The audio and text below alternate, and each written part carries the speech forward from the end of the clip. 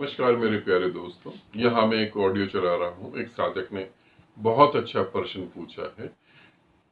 वो प्रश्न आप सुनना, उससे पहले मैं एक और बात कहना चाहता हूँ। अगर आप जो जीवन जी रहे हैं वो आपको बहुत अच्छा लग रहा है, कहीं कुछ ढूंढने की जरूरत नहीं है, तो बहुत अच्छी बात है। और यदि आप कुछ ढूंढ रहे हैं तो आप परमात्मा को ढूंढ रहे हैं।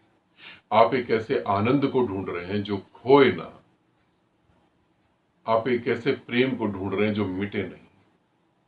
और अगर आपकी ये खोज है तो फिर आप मेरे साथ चलें, एक नए जीवन की शुरुआत करें और देखें कि नया जीवन वाकई में ही हम इसी को जीने के लिए बार बार पैदा हो रहे हैं। ठीक है, अब जो मैं ऑडियो चलाने जा रहा हूं उसे ध्यान से सुने। बहुत अच्छी ऑडियो है और बहुत ही अच्छा प्रश्न है। हो सकता है आपके लिए भी जरूरी हो।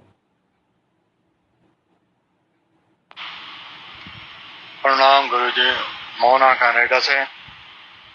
आपकी वीडियो देखी, साधना की सफलता के लिए पहला कदम। मन में सवाल है काफी लंबे अरसे से, मोक्ष की प्राप्ति के लिए क्या नॉर्थ अमेरिका में रह के मोक्ष को प्राप्त किया जा सकता है? हिंदुस्तान की धरती पे जब होता हूँ, बहुत कम मेहनत से बहुत अच्छे रिजल्ट मिलते हैं। यहाँ पे बहुत मेहनत के बाद भी वो रिजल्ट नहीं मिल पाते हैं। क्या आप इस पे थोड़ी रोशनी डाल सकते हैं? शुक्रिया। प्रणाम मेरे प्यारे दोस्त, तुम्हारा प्रश्न बहुत अच्छा है और ये बहुत जरूरी भी है। इसीलिए मैंने ये ऑडियो तुम्हारा चलाया, क्योंकि बहुत सारे मेरे साधक भी आउट ऑफ इंडिया रहते हैं, इंडिया से बाहर रहते हैं। उनके मन में बहुत सारी कल्पनाएं होती हैं। इसीलिए मेरे को लगा कि मैं प्रश्न चलाऊं ताकि वो लोग भी इस बात को समझ पाए। मुझे कभी भी ऐसा नहीं लगा कि हमारी पृथ्वी बटी हुई है। कहीं अमेरिका है, कहीं चीन है, कहीं हिंदुस्तान है। ये पृथ्वी पे जो लाइनें खींची हुई है, जो लकीर खींची हुई ये मुझे कभी नजर नहीं आई। मुझे लगा सभी तो कुछ एक जैसा है भी एक जैसा। मगर इस प्रश्न के कारण जो मैं बोलने जा रहा हूं उसे थोड़ा समझने की कोशिश करेंगे।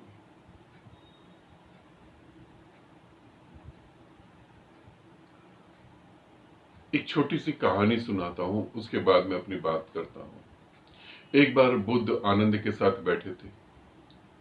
रात का समय था। बुद्ध ने कहा कि मेरा एक सन्यासी है और वो काफी दूर है, जंगलों में 2-3 किलोमीटर होगा, तो तुम जाके उसे बुला लाओ। आनंद ने कहा, इस समय जंगलों में? बुद्ध ने कहा, हाँ जाओ, बुला के ले आओ, मुझे अभी जरूरत है। आनंद ने कहा कि अगर आप कहते हैं तो ठीक है, मगर मैं सोच रहा हूं कि सुबह ही बुला लें। बुद्ध ने कहा, ये कैसी बात हो गई? यदि मैं कह रहा हूं तो उसके ऊपर तुम सोच कैसे सकते हो? बात बिल्कुल ठीक थी। बुद्ध कह रहे हैं, मगर ये भी सत्य है, जब बुद्ध बोलते हैं तो जिनको बोध नहीं है वही सोचते हैं। जिनको बोध होता है वो तो बुद्ध के साथ एक हो जाते हैं। आनंद इतना करीब था इसलिए उसे बोध था नहीं। फिलहाल आनंद को जाना पड़ा। जब आनंद ने जंगल में पांव रखा तो देखा कहीं हिरण सो रहे हैं, फूल खिले हुए हैं, खुशबू ही खुशबू है उन फूलों की, पक्षी सो रहे हैं और एकदम आनंदमय स्थिति, बड़ी खुशी और प्रेम। आनंद ने देखा कि एक शेर और उसी के साथ खरगोश, हिरन सब सो रहे इकट्ठे। आनंद उस सन्यासी के पास पहुंचा। उस सन्यासी को आनंद ने कहा कि तथागत ने तुम्हें बुलाया है, बुद्ध ने तुम्हें बुलाया अभी। वो चल पड़ा। उसने कहा ठीक है, बुद्ध ने बुलाया, बड़ी खुशी की बात है, और वो चल पड़ा। और जब वो बुद्ध के पास पहुंचा तो बुद्ध ने कहा, जो मैंने तुम्हें पात्र दिया था, भिक्षा पात्र, बर्तन जिसमें तुम भिक्षा मांग सकते हो, वो तुम नहीं लेकर आए। उसने कहा, वो तुम्हें नहीं लेकर आया और तथागत मैं आपको मिला हूं, अब मैं जाऊंगा भी नहीं। ज्यादा जरूरी है तो आनंद को भेज दो। आनंद ने कहा ठीक है, मुझे कोई डर नहीं है, मैं जाकर ला सकता हूं। अरे जंगल तो बड़ा गजब का है वो। आनंद गया और जैसे ही जंगल में पांव रखा, देखा सांप, बिच्छू, जहरीले जीव जंतु, और इतनी भयानकता जैसे शमशान घाट में पांव रख दिया हो। आनंद भिक्षा पात्र तक जा ही ना पाया, वापिस आ गया और बुद्ध से कहा कि नहीं, मेरे को समझ नहीं आ रही, वो जंगल जो पहले इतना अच्छा था, कुछ ही मिनट में वो जंगल बदल कैसे सकता है। बुद्ध ने मुस्कुराते हुए कहा, आनंद, जहां बुद्ध पुरुष होते हैं वहां सब कुछ बदल जाता है। यही समझाने के लिए मैंने तुम्हें कहा था। तुम्हारे को इस बात का बोध कब आएगा। कथा बड़ी प्यारी है। सच में जो बुद्ध पुरुष के पास में होते हैं उनको ये बोध ही नहीं हो पाता जब तक वो दूर ना जाए। अब तुम्हारे प्रश्न का उत्तर दे रहा हूं। तुमने बताया कि अमेरिका में रहकर ध्यान करना मुश्किल है, टाइम लगता है, मगर इंडिया में जब जैसी मैं आता हूं तो बहुत कम मेहनत में बहुत कुछ घटित होने लगता है। पूरी पृथ्वी पर बुद्ध पुरुष पैदा होते हैं, पूरी पृथ्वी पर ही बुद्ध पुरुष पैदा होते हैं। बुद्ध पुरुषों को पैदा होने के लिए ऐसा नहीं होता कि इंडिया में ही होना है, जापान में होना है, ऑस्ट्रेलिया में होना है, यूएसए में होना है। उनके लिए ऐसा नहीं होता, वो कहीं भी पैदा हो जाते हैं। मगर हां, इस बात में बहुत सच्चाई है। पूरी पृथ्वी में एक ऐसी कंट्री इंडिया, एक ऐसी जगह हिंदुस्तान, इस हिंदुस्तान की धरती ने बहुत ज्यादा बुद्ध पुरुषों को पैदा करा है। यूं समझ ले, होते तो पूरी दुनिया में, होते तो पूरी पृथ्वी में, मगर जो बुद्ध पुरुष ज्यादा पैदा हो वो इंडिया में पैदा हुए, वो हिंदुस्तान में पैदा हुए। और अलग अलग दिशाओं में बुद्धत्व घटा हिंदुस्तान के अंदर। मैं इस बात को मानता हूं कि यदि हम बाहर की कंट्री में जाकर मेडिटेशन करते हैं तो बड़ा मुश्किल हो जाता है, स्ट्रगल ज्यादा है, सफलता उतनी नहीं मिलती। मगर हम इंडिया आते हैं तो इंडिया की धरती में ही कुछ ऐसी ऊर्जा है जो हमें ध्यान की तरफ ले जाती है। और यही दुर्भाग्य की बात है, इस धरती ने इतने बुद्ध पुरुष पैदा करे, इतने ज्यादा बुद्ध पुरुष होने के कारण बाकी लोगों ने क्या करा, उनकी नकल करना चालू कर दिया। और नकल करते करते इतने परफेक्ट हो गए, उन्हें लगा वही बुद्ध हो गए। और ये नकल करने के चक्कर में ही सब नीचे बैठ गया। जिसने कभी इतनी ऊंचाई छुई थी अब वो एकदम नीचे आ गया।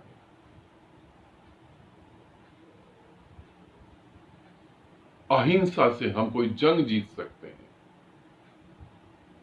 अहिंसा और हिंसा की बात तो जब करी जब बोध हुआ, मगर उन लोगों ने अहिंसा की बात करी जिन्हें बोध था ही नहीं। अहिंसा से आप कोई भी जंग नहीं जीत सकते। आप अहिंसा करें, आपकी कोई डिमांड पूरी नहीं हो सकती कभी भी, आप सदा ही गुलाम रहेंगे।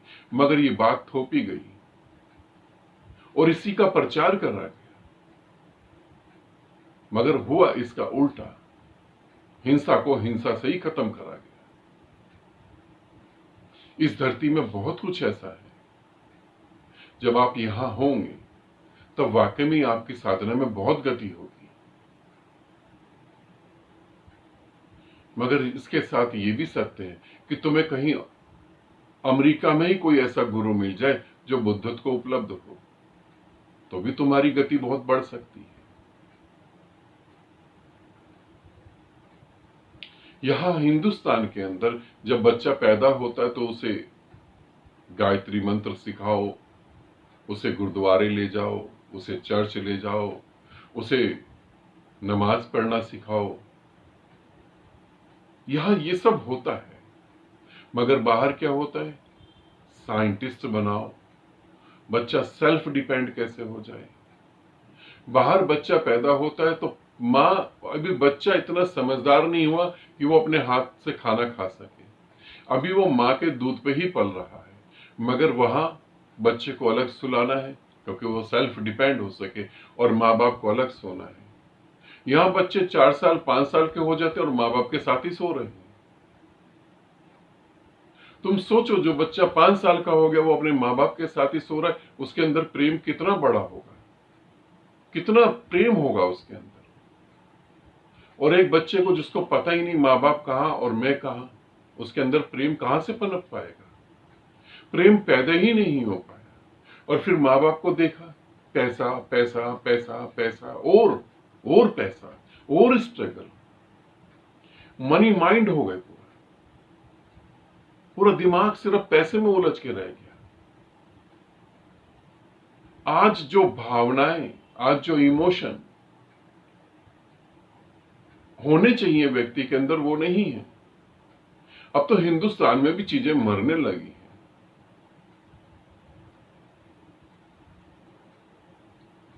अब हिंदुस्तान में भी ऐसा होने लगा, मगर फिर भी अभी बहुत कुछ ऐसा बचा हुआ है। अभी हम लोग ऋषिकेश गए थे एक शिविर में। वहां पर जब हम 3 दिन हमने साधना करी, साधना क्या करी, हम जिए जिंदगी को। मैंने सबको बोला जियो अपनी मर्जी से जिसे जीना है। अब ध्यान नहीं कर रहे मगर जी रहे, और इतनी ऊर्जा बरस रही थी सभी के ऊपर।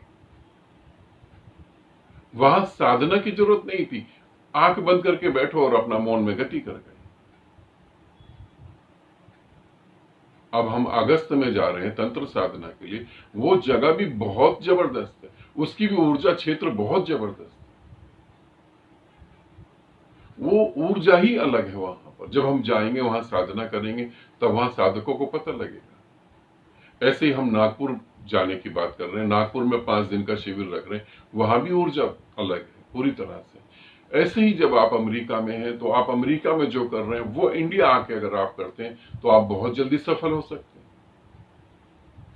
बहुत जल्दी गति कर सकते हैं। जो आप महसूस कर रहे हैं वो बिल्कुल ठीक है,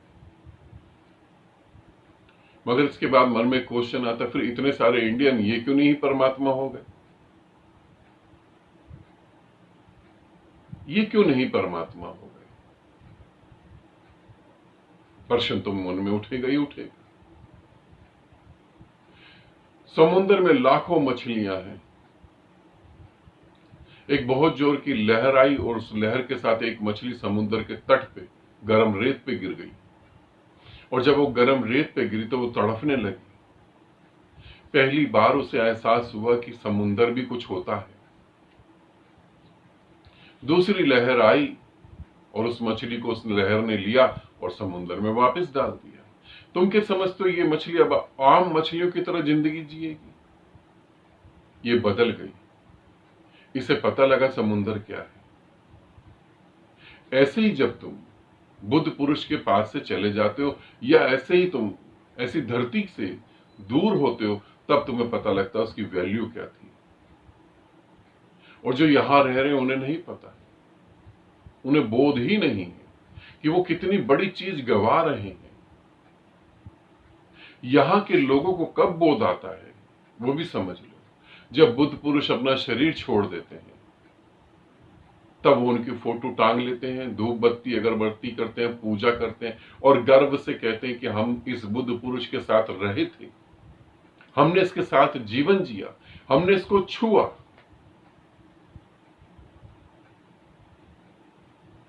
जीसस जब थे अपने साधकों के साथ, बहुत कम साधक परमात्मा को प्राप्त हुए थे, मगर जब वो विदा हो गए तो उन्हें बहुत लगा इस बात का, बहुत दुख हुआ। यही सभी गुरुओं के साथ होता है, यहां तो यही हालत है, इसीलिए ये समझ नहीं पाते। और जब बुद्ध पुरुष चले जाते हैं तो ये रोते रहते हैं और बस उसकी बातें पकड़ के ये गति करते हैं। और फिर कोई बुद्ध पुरुष पैदा होता तो उसे ये स्वीकार नहीं करते। यही होता रहा है। मगर तुम्हारा जो प्रश्न है वो बिल्कुल ठीक है। मैं यही कहना चाहूंगा, यदि तुम्हें मौका मिले, समय और सुविधा हो तो बिल्कुल हिंदुस्तान आए और गुरु के साथ जुड़ के साधना करें।